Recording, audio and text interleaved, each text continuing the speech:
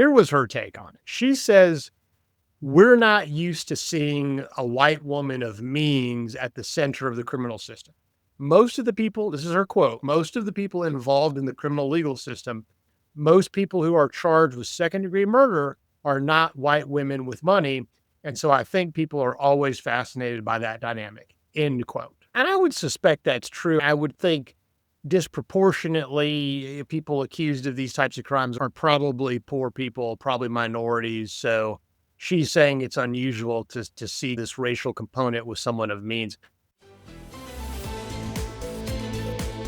Welcome to episode 75 of the Weekly Docket podcast, a podcast by the Silberman Law Firm. Today is June 19th, 2025. I'm Phil Silberman, owner of the firm and your host. I'm joined by Chris Heald, who's the firm's supervising attorney. Happy Juneteenth, Mr. Heald. How are you?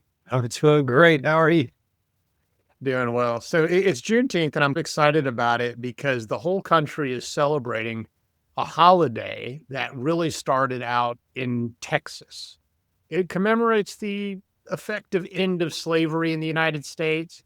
On June 19th, there were some enslaved people in Galveston that learned of their freedom quite a bit of time after the Emancipation Proclamation. It's just interesting how news sort of moves slow to places like Texas. The Emancipation Proclamation, as you remember, it actually was signed quite a bit before the Civil War actually ended. And the Civil War is typically marked as having ended on the date that General Lee surrendered, which was April 9th, 1865. But I did not know this, Chris. Did you know that there were actually multiple Confederate armies, just that General Lee had the largest one? I think so. I think now that you mention it, I may have heard stories about people continuing to fight. They didn't know the war was over. So that definitely seems like a thing that would have happened 200 years ago. Also, go ahead. I was going to say that I think some of them even knew the war was over, knew Lee had surrendered and kept fighting. That was my only. That wouldn't surprise me either. But it also doesn't surprise me that a proclamation can't set law in another country either. So I don't think we could tell Mexico what to do. And for those familiar with history, the Confederacy had declared itself its own nation. So I don't think Abe Lincoln was able to tell the Confederate States of America what their laws were. So that's why we had a war. Yeah. No, that's exactly right. In fact, the Emancipation Proclamation by Abraham Lincoln was probably a bit inflammatory. There may have been some strategy involved with that, but it certainly did not have any effect on the laws in the Confederacy. In Texas, as a matter of fact, we were in Texas, kept fighting the Civil War. And on May 12th, I just learned this, May 12th, Colonel John Ford, who went by the name, his nickname was Rip, he actually defeated 800 Union troops with only 350 Confederate soldiers, quite a bit after General Lee surrendered. And then you have June 19th, the learning of their freedom. And I think it's cool. The whole country celebrates something that happened in Galveston, Texas. Joe Biden made it a federal holiday in 2021.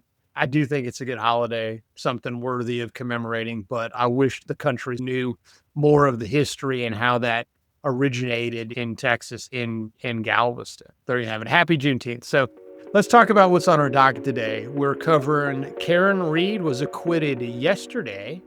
Why did people care, or why do people care so much about this case? It's fascinating. There was nothing remarkable about it as far as I can tell. So we'll talk about that. And then in our legal questions section, we'll talk about how to change your business structure after you start as a sole proprietor, which happens quite a bit. And then finally, in our rant and rave section, we'll complain about lawyers that go to law school that don't actually want to practice law. So let's go ahead and get kicked off with our legal news section. We're talking about Karen Reed getting acquitted. Chris, had you heard about this case? I've heard about the case. All my friends think I follow legal news and know about cases. Was she accused of killing her husband? I think it was a boyfriend. Okay. Yeah. Let me give you the background. Karen Reed is a white 44-year-old finance analyst, and she was also an adjunct professor from the state of Massachusetts. And one evening, she was out with her boyfriend, John O'Keefe, who was a longtime Boston police officer. They were doing a little bar hopping, and they were going to drive to another officer's house for maybe an after party kind of thing, or just to hang out. I don't know. She decided she wasn't feeling that well. It was a very snowy night. There was a blizzard developing. She drops him off and is accused of hitting him in the process of the drop off with her car, with her vehicle. And the next day, the body was discovered in a snowbank outside the house. And then the authority said the boyfriend, John O'Keefe, died of blunt force trauma and hypothermia. Miss Reed was charged with second-degree murder, which is a pretty serious offense in the state of Massachusetts. And the prosecutors alleged that Reed backed her SUV into O'Keefe, severely injuring him, then left him without checking him out because she was basically so drunk. They submitted some evidence. Damaged taillight pieces found near the body matched her Lexus. Her hair was found on her bumper. Pretty strong evidence. And then, of course, her BAC, or blood alcohol content, was well over the legal limit. And then there were some witnesses that reported hearing Reed worry about that she'd hit him. Sounds like there's a lot of evidence against her. Seems like she did it. That's just me. I wasn't in the jury. Good evidence. But she hired some defense attorneys, and the defense argued that O'Keefe was instead beaten inside the house, possibly by a dog. I don't know how a dog beats someone. I guess they can bite you, but anyway. And then placed outside later. They really focused on these investigators mishandling evidence and something about some solo cups, which I think is the Universal Party Cup.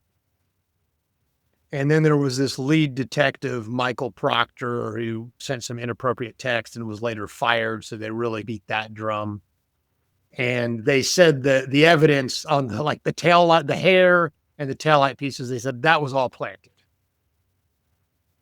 Interesting. What do you think? I know you weren't there. What do you think? No, Guilty, I not wasn't guilty? there, and I'm just listening to your explanation, but that's interesting. It's interesting how they pick the one of 100 cases going on at any time in this country to be the one that makes national news and to talk about.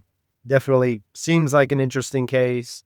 I don't drive a huge SUV. Is it possible to hit somebody and not know? I would think not. So I don't think you claim you didn't know if you hit someone when you were dropping them off.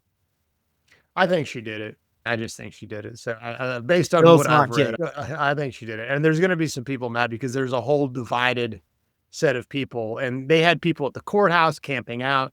There was this one optometrist in the state of Massachusetts. She had a license plate that said framed. She got 10 years ago because she's an optometrist. It makes sense, like glasses framed. Mm-hmm. And she could not drive her vehicle around because people would drive up to her and they'd get mad at her or give her a thumbs up or whatever. And she was like, no, I had this license plate way before the Karen Reed trial. It was really popular in Massachusetts.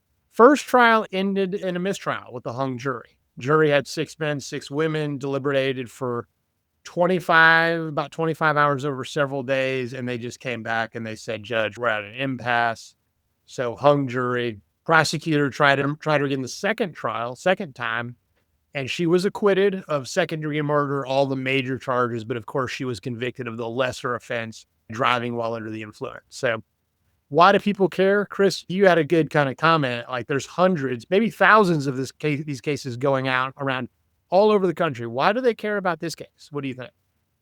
Picks and puts it on the news and we all start following it. The same reason we follow random TV shows, because it's fun to have something in common with people all across the country that we can all talk about and follow.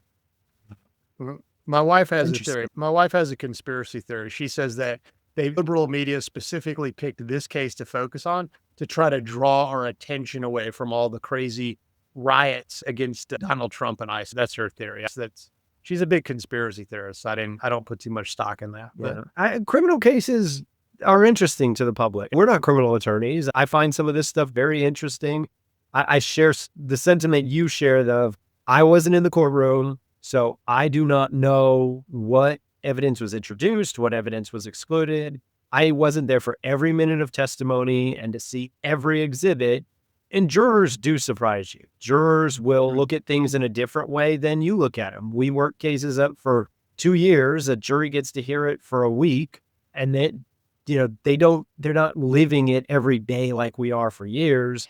And they have a take and they have their opinion, and that's what our system is. So, Yeah. Yeah.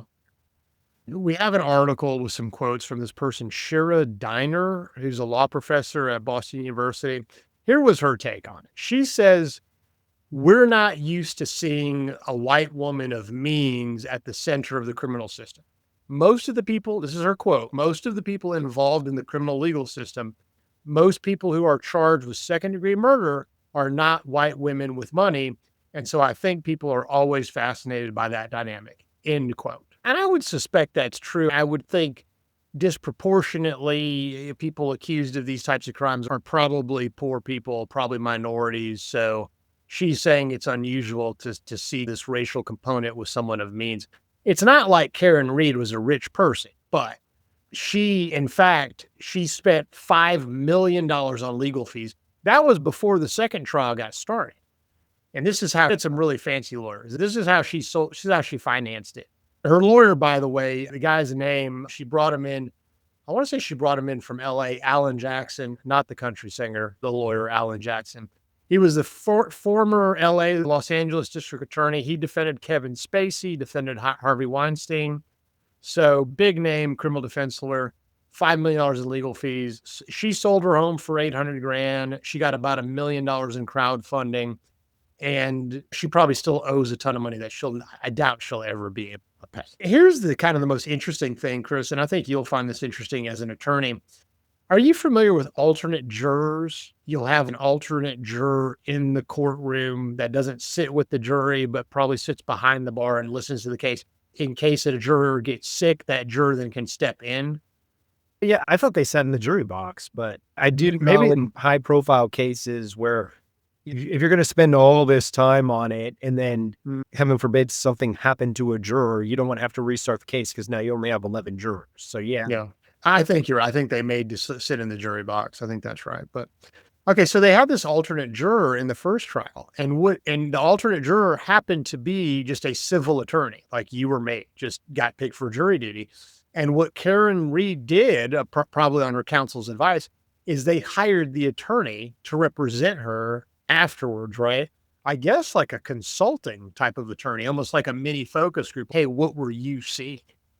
So I had never heard of that before, but I thought makes that a lot of sense. I would think they would do that, especially not to go way back to the beginning, but I was always under the impression that the prosecution found a way to gracefully bow out after a mistrial because that's your indication that you ain't winning. It's a very high burden. You've got to get everybody. Hung jury is effectively an acquittal. So find a way to gracefully get this resolved without another public trial. But it makes perfect sense that you want to consult with the jurors. At every jury trial I've had, I've taken advantage of trying to speak to them. Sometimes they want to speak to you, sometimes they don't. But win, lose, or draw, you got to go talk to them and you got to listen to everything they say, good, bad, and ugly, because like I said, they always have a different take. It's always enlightening. And juries are unpredictable. So if you can settle your dispute before getting to a jury, it's always a good idea.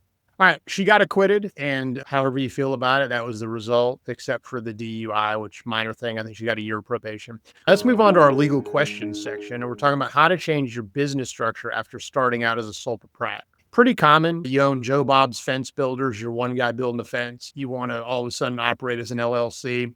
You might have your own assumed name, Joe Bob's Fences, and probably filing income tax on a Schedule C, like sole proprietor income.